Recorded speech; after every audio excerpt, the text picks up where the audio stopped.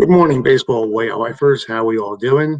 And how are you Blake Snell fans doing out there? Maybe some of you Tampa Bay Ray fans, maybe some of you San Diego Padres, but we're here to talk about your man today, Blake. It's going to be a big year for Blake. I think most of us are still recovering from the decision, still arguing either for or against the decision in Game 6 of the 2020 World Series. Uh, I think it's one thing that will never be forgotten in baseball history. It's now part of World Series folklore. Do you rate it up there with Bill Mazeroski's home run in '60? Maybe Maze's catch in '54. Perhaps Bill Buckner in Game 6 of the '86 World Series, or Don Denkinger blowing a call in '85 and turning the whole World Series around. Uh, Probably not, but it will always be remembered as one of the biggest managerial decisions in World Series history. And it'll be debated forever because at the time Snell was removed in Game 6 of last year's World Series, he was pitching a two-hit shutout in the sixth inning. Now, when a pitcher is pitching a two-hit shutout in the sixth inning, it's very, very tough to take him out. And I know this is hindsight, but I always say when someone was pitching like Snell was in that game, you ride it out. I know they're going to say, well, based on statistic, he wears down after so many pitches or whatever. But in all those other games, is he pitching a career-like game like he was in Game 6 of that World Series? Sometimes you have to make exceptions. Sometimes you have to go with your gut. Now, I know it's all hindsight, but that's my gut feeling. If he was just pitching average, then you go by the averages. But when he's pitching above his usual means and averages, then you got to write him out. But that's just my opinion. So, how you guys think about that? Should he have been removed? I mean, his stuff was electric. Feel free to leave comments on how you feel about that. But his stuff, like I said, he was on fire. And the heart of the order of Betts, Seager, and Turner were due up when he was taken out of the game. And at that point in time, they were hitless against Blake Snell in the game. And actually, no one even made contact as they struck out all six times against Blake Snell up to that point in the game. Now, the San Diego Padres have come out and said that he will be allowed to go deep in games. Padres saying he'll be able to pitch through the third, fourth time in the lineup. Now, the only question is, does he have the endurance to do it? Does he have the capability? Or was Kevin Cash in Tampa Bay right all these years? We will find out. But Blake Snell has always been one of those pitchers you just love to watch pitch. In 2016, he came up as a rookie and made 19 starts, finishing 6-8 with a 3.54 ERA. But like all rookies, he was a little rough around the edges. And he did have 98 strikeouts in 89 innings, but his whip was 1.618 he was very, very wild. And sometimes he had to be harnessed back in to get into the track. So he had the stuff. He just didn't have the control his rookie season. And then in 2017, he had a rough start. So the first year and a half with Tampa Bay wasn't a storybook writing for him. But when he was recalled on July 23rd, he started showing his potential when he went 5-1 with a 3.31 ERA to finish the season. So there was hope on the horizon because in 2017, he did have a total of 24 starts and he had 119 strikeouts over 129 third innings with a 4.04 ERA, despite the rough start. So there were high hopes for Snell coming into 2018, but I don't think they were as high as what actually happened. Remember Chris Archer? He was the ace of that staff in 2018 going in. And there was someone who had potential, and he could throw the ball hard too, but we'll leave Chris Archer for another story. I think he's back with Tampa Bay anyway. Maybe he's going to replace Snell. Who knows? But Snell, he opened the season up in 2018 as the number 2 starter behind Chris Archer. And in June 3rd, he tied an AL record by striking out the first 7 batters he faced in the game against the Seattle Mariners.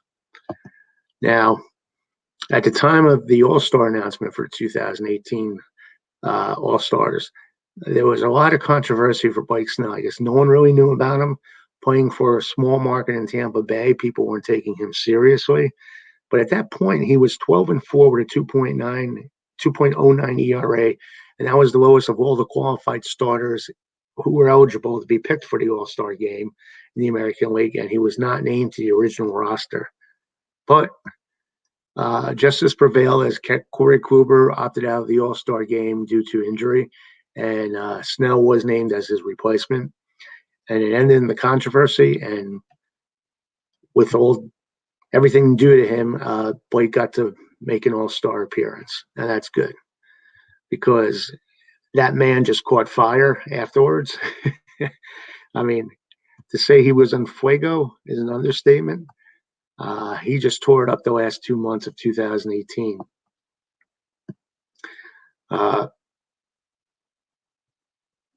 On September 18th, Snell recorded his 20th victory of the season, and he became the first Ray pitcher to accomplish that since David Price in 2012. Now, on September 23rd, he won his 21st game, which was a franchise record. Now, we all know how hard it is to win 20 games this year, so that was to me, that's like winning 25 to 30 games for us who grew up in the 60s and 70s with following pitchers. To win 20 in this day and age is quite an accomplishment. Snell was red hot in September. He went 5-0 with a 1.26 ERA and 53 Ks over 35 and 2/3 innings. And he became the youngest pitcher to win the award in consecutive months, as he was also pitcher of the month back in August. And overall in 2018, he led the majors in wins. He had adjusted ERA plus at 2.19, which is friggin' incredible. And the batting average against him was just 178. And he led the ERA in earned run average was 1.89 and wins above replacement among pitchers. So he was the man in 2018. And he had one of those years that I don't think we'll ever forget. As a matter of fact, his ERA of 1.89 in 2020 was the lowest in the American League since Pedro Martinez posted a 1.74 in 2000. That was some year by Pedro. So I think the league ERA was like 5 that year. And that was the third lowest in the American League since the designated hitter was introduced in 1973. So Blake basically, and people, it just happened a couple years ago, but I don't think people realize what an historic season Blake Snell had. He was unbelievable. And for a lefty, and he basically was. I mean, anywhere else, he would have been compared to Stanley Koufax, but he was the face of that Tampa Bay Ray pitching staff. Because that season, he allowed 2 or fewer runs in 27 of 31 starts and 1 or 0 runs in 21 starts. Against the American League's 5 playoff teams, he went 9-2 with a 2.00 ERA. So these weren't stats padded against just the weaker teams in the league. So he did win the Cy Young Award in 2020. He beat Justin Verlander closely. It was 169 to 154. And he did that by basically receiving 17 of the 30 first place votes. And he became the second Ray pitcher to win the award. The first was David Price. And then in 2019, it was announced that he would undergo arthroscopic surgery to remove loose bodies from his left elbow. And he did spend a couple trips on the DL in 2019. So as you can tell just from that fact alone, it wasn't a magic carpet ride in 2019 for Blake. But he did finish with a 6-8 record in 23 starts and struck out 147 and 107 innings. He didn't pitch bad at all considering the circumstances, but nothing like he did in 2019. And then in 2020, there was some controversy before the baseball season began where Blake was saying he wouldn't pitch due to COVID. His family comes first. And later on, he said that, I guess that kind of sounded selfish. And I remember he was like the first one to speak out about baseball coming back and playing under the COVID-19 terms. But he did come back. He did pitch in the pandemic shortened season, and he was 4-2 at a 3.24 ERA.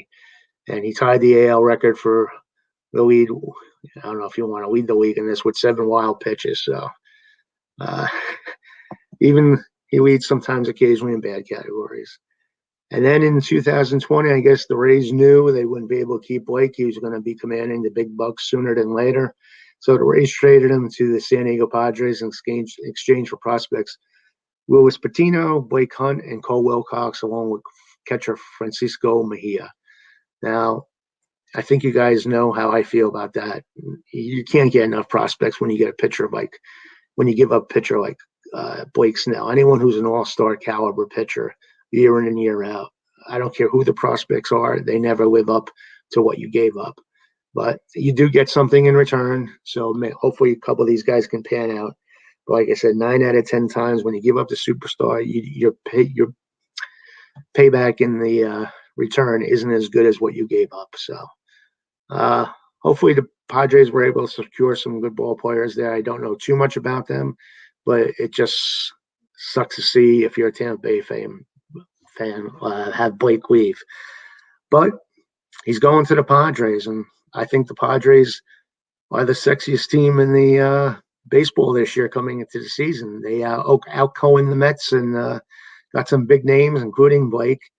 And it's going to be you could have two teams in the AL West, the NL West winning 100 games with the Padres and Dodgers. I think if the Padres weren't that good, Dodgers could have won 110 games this year. But it'll be interesting to see what they do head-to-head. I think both have a shot at 100 wins. And my favorite to win the division is the Dodgers, but you never say never. With the talent that the Padres have, Tatis, Machado, Darvish, blah, blah, blah, right down the line, you have Blake Snell. The Padres could be the division winner this year. And if all goes well for Blake, he might return back to his Cy Young greatness of 2018. That'll be tough to do. It'd be tough for any pitcher to do, but wishing Blake all the best. And that recaps my little synopsis of Blake Snell and where he is now and where he has been. So if you like the video, please click like. If you dislike it, click dislike. If you have any comments, please leave the comments. And please, by all means, please do subscribe to the channel. So for now, have a great day. We'll talk soon. Play ball and adios.